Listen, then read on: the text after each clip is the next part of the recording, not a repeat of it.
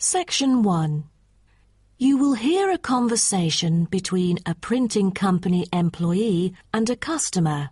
First, you have some time to look at questions 1 to 5.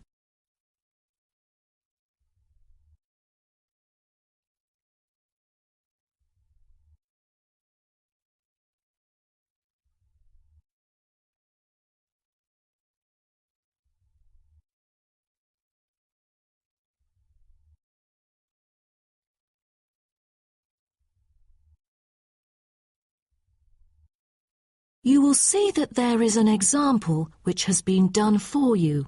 On this occasion only, the conversation relating to this will be played first. Good afternoon. Welcome to Matrix Printing. I'm John Smith. How can I help you? Good afternoon. I'm here to reprint a brochure for our hotel. There are some pages that need revising. The customer says the brochure sample needs revising. So, brochure has been written in the space. Now we shall begin. You should answer the questions as you listen, because you will not hear the recording a second time. Listen carefully and answer questions 1 to 5. Good afternoon. Welcome to Matrix Printing. I'm John Smith. How can I help you? Good afternoon. I'm here to reprint a brochure for our hotel. There are some pages that need revising. Sure. How may I address you? Oh, I'm Mary Jane from Central Hotel Chains. Nice to meet you. I've got samples of the previous version. I assume it is your company's advertising brochure. Yes.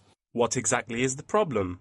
Well, it was printed the year before, so some of the information is already out of date. There are also a couple of problems with the layout. Firstly, the letters of the address on the front page are far too small. It's hard to see when glancing at the cover.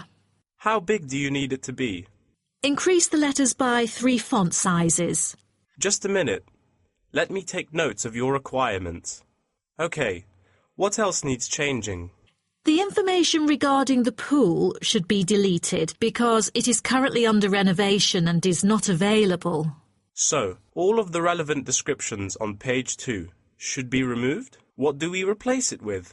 We can't just leave the whole page blank. Just fill it in with the introduction of our newly opened gym. I've included all the relevant information here in this flash drive.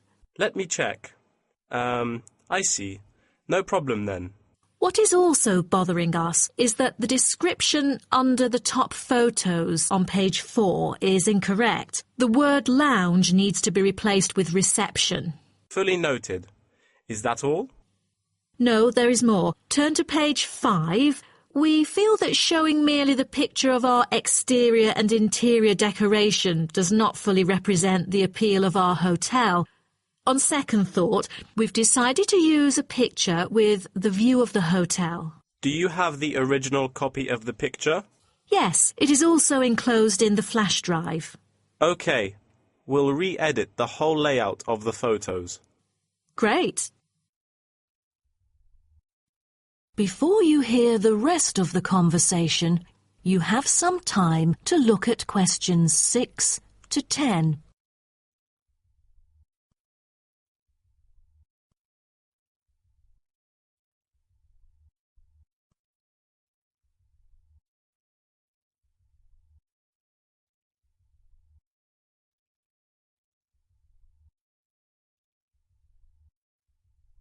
Now listen and answer questions 6 to 10. Let's turn to the next page. Yes. What's wrong with that?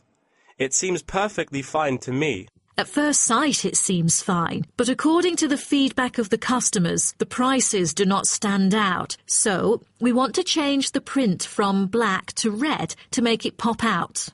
Okay, I've made notes of all of your requests. Is there anything else? I appreciate it. Just one final request. Could you translate the whole brochure into Spanish? We have customers worldwide, you know, especially those from Latin countries. No problem. What about other languages, like Japanese, Chinese or German? These are our most popular target languages. I have to ask the manager about the Chinese version. There's been a surging number of Chinese clients during recent years. However, we don't need German or Japanese translations, as we currently don't have many customers from those two countries. Sure. Just keep me updated. So, roughly, when can we get the revised print? We need it before the end of July. It's late June now. Roughly, it'll take 3 weeks to re-edit. So it will definitely be ready before the deadline. Great. To where shall we send the samples? The address is number 9 Green Drive, Clifton, NY 21300. How do you spell Clifton? CLIFFTON,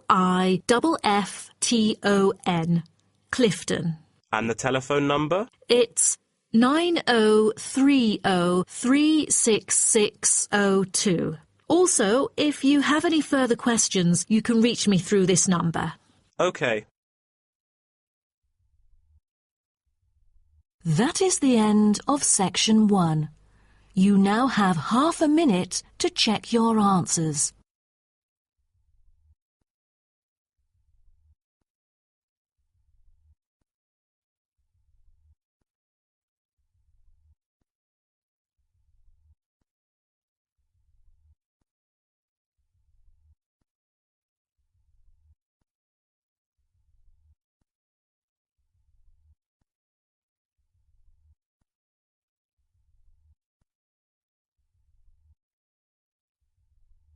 Now turn to Section 2.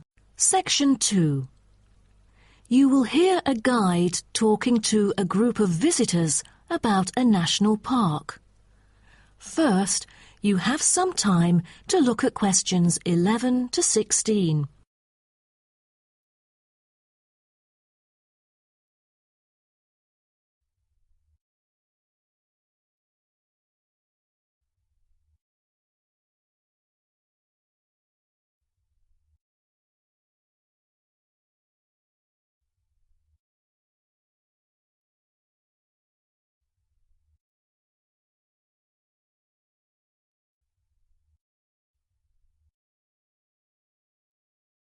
Now listen carefully and answer questions 11 to 16. Welcome to Byron National Park. I am Jim Carson, your tour guide for the trip. First, I'd like to give you some basic information about the park. Covering 7,000 acres of land and spanning across 3 states, Byron National Park was established to protect the area's most spectacular scenic values. With unique geological features, natural history, and native plant and animal life, it is an ideal destination for recreation as well as research purposes. The park has a breathtaking waterfall connecting the longest river in the country, but it is most renowned for having the largest subtropical rainforest worldwide. There are many layers of tall, medium, and low vegetation growing with seasonal variations in the park. It is a place where the air seems green. Ardent hikers can find an awesome array of options here. Apart from the dense green rainforest, tourists can also hike along the mountain trail. Despite the stunning view, taking photos is not advised on the way up, I'm afraid, as one might get distracted and the narrow trail by the sheer cliff is quite dangerous. When you reach the top of the mountain, there is nothing better than having a picnic under the trees with your family. Accompanied mostly by wildlife, walkers as well as cyclists may find the bush track a good choice for having a tranquil time to themselves. As your tour guide, I suggest that only expert hikers take the creek circuit, because its beautiful and inspiring scenery through the subtropical jungle is paralleled by its physical challenges. A list of transport is available within the park. Bicycles are a popular choice, as it is the most flexible way to get around. Electric trams are temporarily closed for maintenance. Boat trips down the river are an ideal way to spend a tranquil afternoon. Rest assured that transport within the park is covered in the bill. Extreme sports is another highlight of the park. There are, for adventurous grown-ups, especially those who are comfortable with having a racing heart, scary as it may sound, it is actually safe to participate in extreme sports under strict instructions and close supervision. Abseiling is available regardless of the weather. It is a fun way to overcome fear of heights, gain new skills, and get an adrenaline rush. Bungee jumping and paragliding are also available, except for during the summer. At this point, you might worry about meals here. Well, even though there is only one restaurant in the park at the moment, the variety of dishes is astonishing. There are 2 meals included in the price. Just get your meal ticket at the reception before dining. Also, there is no need to make reservations or worry about availability, since there are plenty of tables. Before you hear the rest of the talk, you have some time to look at questions 17 to 20.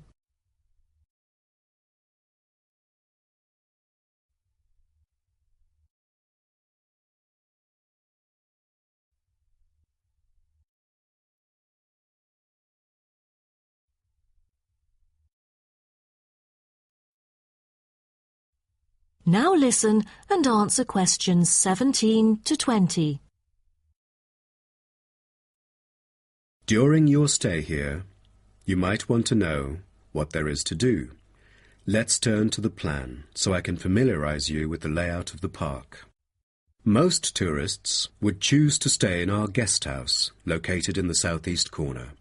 It features 63 tastefully appointed guest rooms, many of which offer spectacular views of the park. You'll find a home away from home at our guest house. But for those who want to experience the natural beauty up close, there is also a campsite. When you get out of the guest house, go straight ahead, turn right at the end of the road.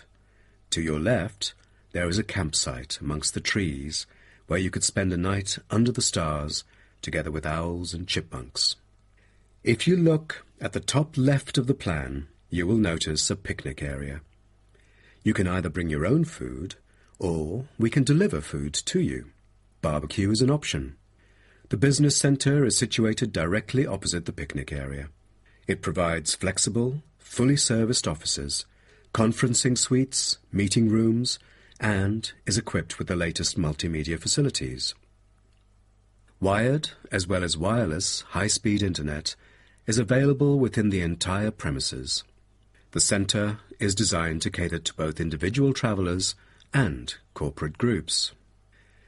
Visitors can also go to the museum, which holds a vast collection that exhibits local history and a natural habitat. You start from the guest house, just turn left at the first conjunction, then walk past the tea house. Turn right. You'll see the museum after making the third right. Have you found it? Pretty easy, right?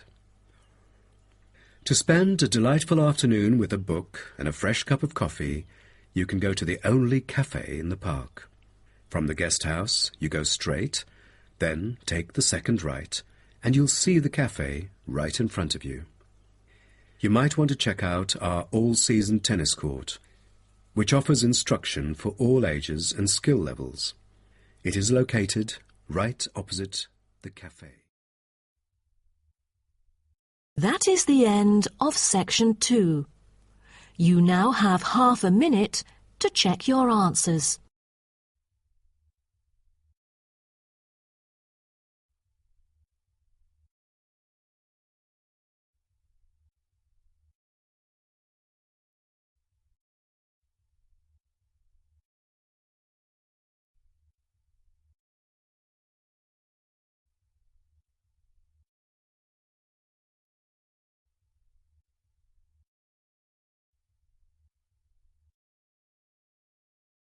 Now turn to section 3.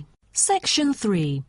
You will hear 2 students called Helen and Paul talking to their tutor about a nursing course. First, you have some time to look at questions 21 to 24.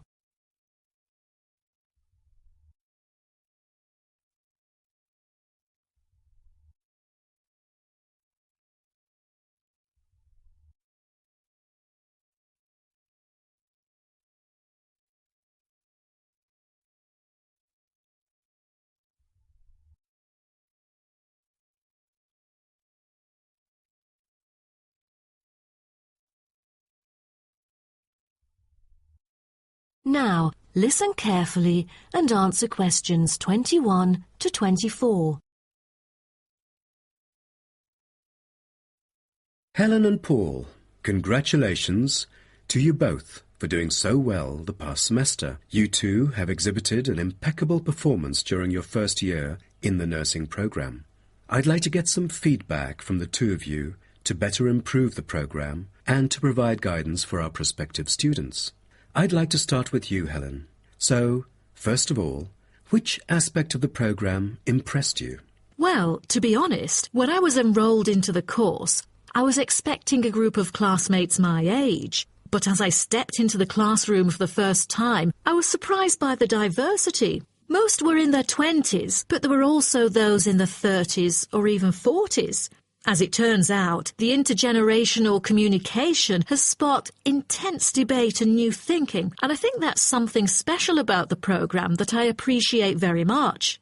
What about you, Paul? What do you think of the programme? For me, the group project we carried out last semester is another key feature of the program. The whole class was divided into 8 different groups, working on 8 prospective cases. Team-building sessions were conducted in a collaborative way most of the time. Comprised of 5 members, our group studied acute pancreatitis. During the process, we broke the task into different parts and assigned them to each member. We were then able to tackle the complex problem by pooling our knowledge and skills. More importantly, stronger links were established between the group members. Because of the project, we've all become good friends. That's true. According to graduates, group projects prepare them for the work world in which teamwork and collaboration are increasingly the norm. So tell me, Paul, what else do you like about the program? I want to be a registered nurse working in a public hospital after graduation. So the internship provided is a valuable opportunity for clinical practice in a supportive learning atmosphere. However, I was amazed by the amount of written assignments, since I thought the course should have focused more on practice-oriented learning. Well, I have to disagree with you, Paul. The essays demonstrate your understanding of the course. For me, writing essays is a process that involves critical thinking, which challenges me to develop my points more thoroughly. I thus manage to gain a diversity of perspectives. The program is designed to deliver basic and advanced theoretical knowledge of core concepts, including healthcare systems concepts, together with practicum or clinical practice experience to bridge the classroom content to the practice setting. So, I'm afraid written work is unavoidable. Also this year, we've added a module of law. How do you feel about that? At first, we felt that learning law is kind of redundant and too time-consuming. After a few sessions, we realised that it is necessary in dealing with future medical disputes. Before you hear the rest of the talk, you have some time to look at questions 25 to 30.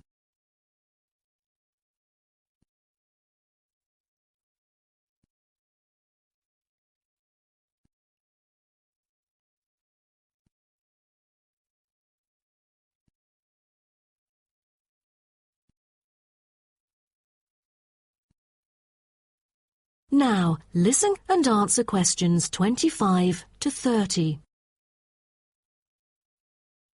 Do you have any suggestions for prospective students? What bothers me most is handing in essays on time. I almost missed the deadline once because there were 3 essays due within the same week, so rationalizing your time is critical. Well, that's true. The lectures deliver so much useful information. I have poor memory, so I kept making notes and revisiting them on a regular basis. To my surprise, at the end of the semester, I have learnt the key concepts by heart. How was the research? I heard that it was quite challenging. How did you manage to overcome the difficulties? That's true. The majority of us had no clue how to carry out the research at first. Fortunately, when I was digging up reference materials at the library, I sought help from the librarian. She taught me about finding the appropriate resources and choosing the proper research methods. Have you checked out the online forum? Yes, it has become a habit for me to visit the forum regularly. In a sense, it extends classroom learning. It is where the students post academic problems that they come across and get support from the faculty members. Some of my classmates didn't do so well during the placement tests. I feel that background reading is necessary.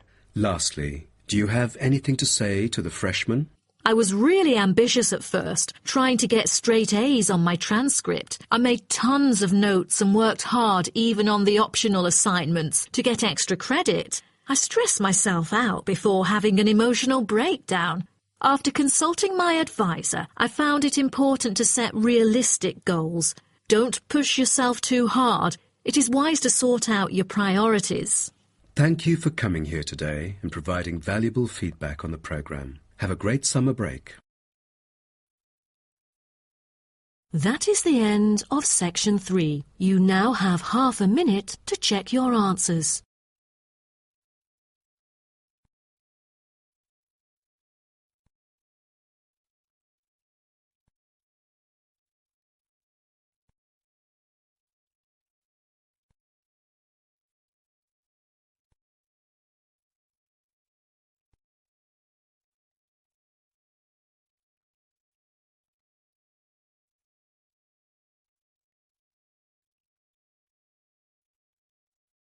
Now turn to section 4. You will hear part of a lecture about African penguins. First, you have some time to look at questions 31 to 40.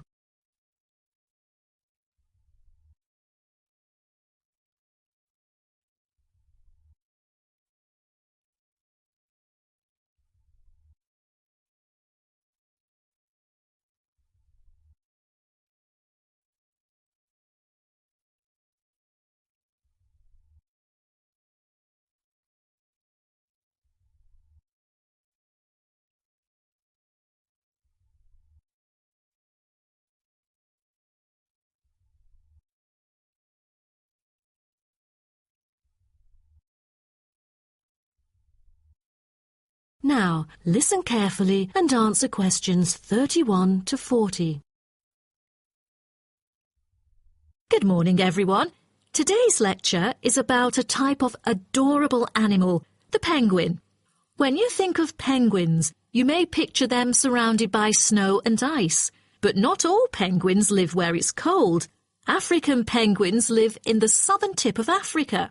They are usually found within 40 kilometres of the shore and on a number of its surrounding islands. African penguins are also known as jackass penguins because they make donkey-like braying sounds to communicate. African penguins can keep their body temperature at a stable level, but their land habitat can get quite warm, so there are a number of ways for them to stay cool. They limit their daylight movements on breeding sites on land to early mornings and early evenings to avoid too much sun. The pink glands above their eyes can help them cope with the temperate climates. Like other penguins, African penguins spend most of the day feeding in the ocean, which also helps keep them cool. Being a type of small to medium-sized penguin species, African penguins average about 60 centimetres tall and weigh up to 3.6 kilograms. They have a black stripe and a pattern of unique black spots on their chest. Males are larger than females and have larger beaks. Even though they are categorized as birds, African penguins aren't able to fly because of their heavy bones. Their wings are more like flippers that make them particularly suited for life in the water. When they're on land, their flippers and their tails help them keep their balance and walk upright. African penguins begin to breed at the average age of 4. When a male and female pair up, they tend to breed together for the rest of their lives. Most other penguins nest and lay their eggs out in the open, but African penguins have a different approach. They dig holes under bushes out of their own excrement, called guano, so they are sheltered from the sun and predators. The African penguins survive on a diet that is comprised mainly of marine organisms. They feed primarily on fish like sardines, along with the occasional squid and shellfish. But when normal food is in short supply, they eat tree roots as well. The streamlined body of the African penguin allows it to move through the water like a rocket, capable of reaching a speed of around 20 kilometers per hour when hunting for food.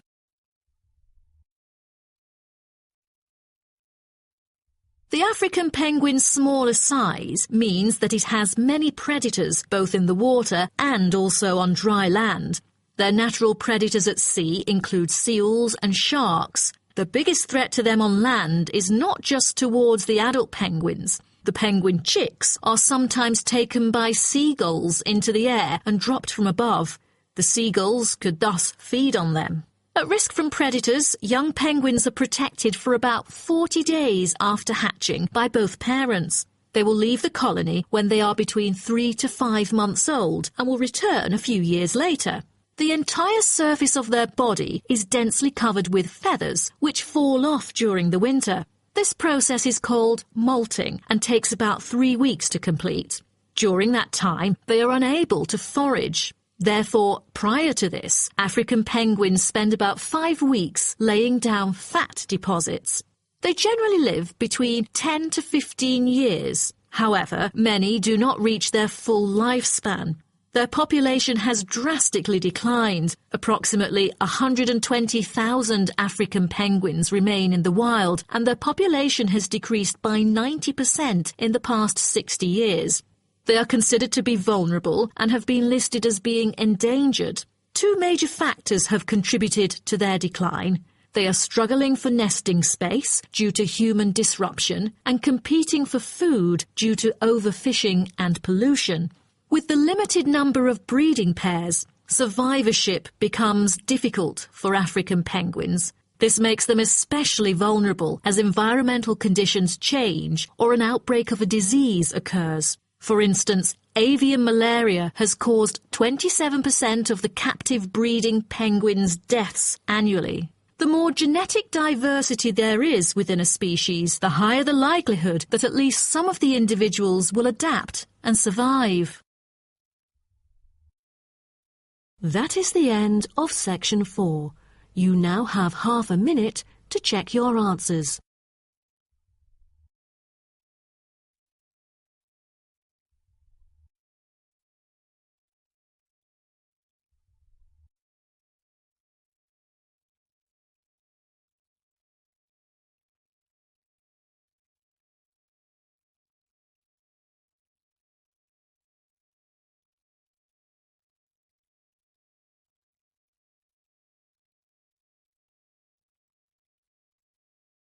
That is the end of the listening test. Please wait for the answers.